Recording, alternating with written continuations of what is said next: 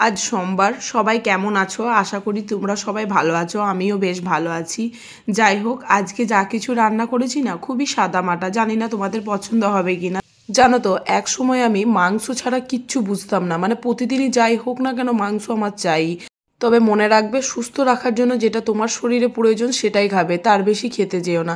তবে আজকে যে রেসিপিটা দেখাবো একদম সিম্পল নর্মালি পাবদা মাছ দিয়ে বড়ি আলুর ঝোল করেছিলাম। নুন হলুদ দিয়ে পাবদা মাছটাকে মাখিয়ে বেশ লালচে করে ভেজে তুলে নিয়েছিলাম। এদিকে আর একটু তেল দিয়ে কড়াইয়ে বড়িটাকে বেশ লালচে করে ভেজে নিয়েছিলাম। তবে জানো তো, বড়িটাকে নুন আর জল দিয়ে আগে থেকে সেদ্ধ করে নিয়েছিলাম।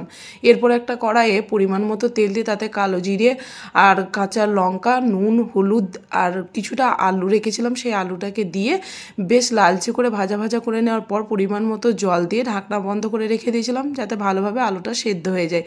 সেদ্ধ হয়ে গেলে ভেজে রাখা বড়িটাকে দিয়ে দিলাম আর ভেজে রাখা পাবদা মাছটাকে দিয়ে দিলাম। ওপর থেকে কিছুটা ধনেপাতা ছড়িয়ে নামিয়ে নিয়েছিলাম। আর এদিকে সেই কালকে যে মাছের তেলটা নিয়ে এসেছিলাম সেই তেলটাই রান্না করব। তবে বিশ্বাস করো, এটা আমি কখনো খাইনি, জোর করেই মাসি দিয়েছিল, তাই ভাবলাম একটু নিয়ে যাই। তো নিজের মতো করে যতটুকু পেরেছি করার চেষ্টা করেছি।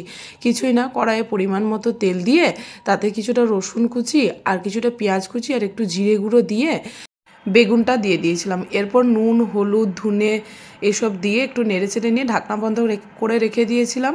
আর এইদিকে মাছের তেলটাকে নুন দিয়ে ভালো করে ভেজে নিয়েছিলাম। বেগুনটা ভালোভাবে সেদ্ধ হয়ে গেলে ওর মধ্যে ঢেলে দিয়ে নেড়েচেড়ে নামিয়ে নিয়েছিলাম।